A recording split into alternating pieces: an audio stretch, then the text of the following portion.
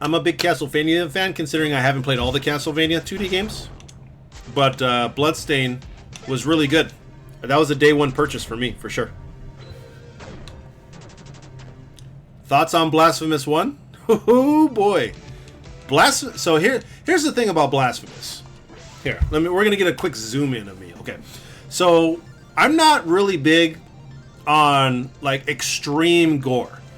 Like horror movies that have extreme, like I can watch it, but I'm not a fan of it. Like I don't watch it for the extreme gore. Like I'm not that hardcore. I put off Attack on Titan for a while because my mindset was just like, it's just a bunch of people eating people, and that's just like too much. And then I watched it, I was like, it's actually not that bad. So Blasphemous, when I saw the trailer, was the exact same thing. I was like, this is just extreme gore. Not really a fan, but I'm big on Metroidvanias. It actually surpassed my expectations. Actually, was I didn't speedrun Blasphemous 1. I was doing hitless for Blasphemous 1. I think my PB is 11 or 12 in that game. I think there's only 4 people that have done hitless on Blasphemous 1. Great game. I haven't done the DLC for that game. Highly would recommend if you're just a fan of action platformers, particularly in the Metroidvania style. It's definitely worth it.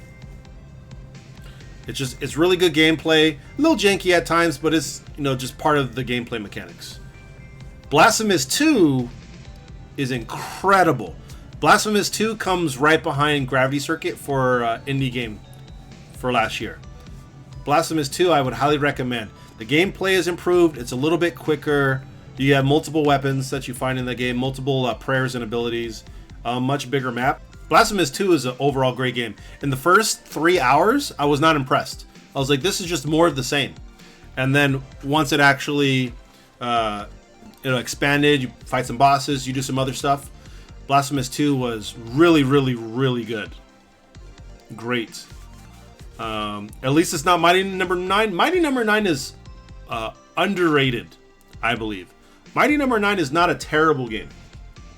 That was another title similar to Bloodstained where it had an extended delay and it was something that had super high expectations. Mighty Number 9 had higher expectations than Bloodstained did because it was Inafune. Am I saying that right? I feel like I'm saying that wrong. It was supposed to be the spiritual successor to Mega Man. And Mega Man, in my opinion, is a higher loved and rated franchise than, say, Castlevania. It's definitely more known, for sure. But Mighty Number 9 wasn't terrible. I actually had a lot of fun with it. Dude, Blasphemous 2 is super hard. It is harder.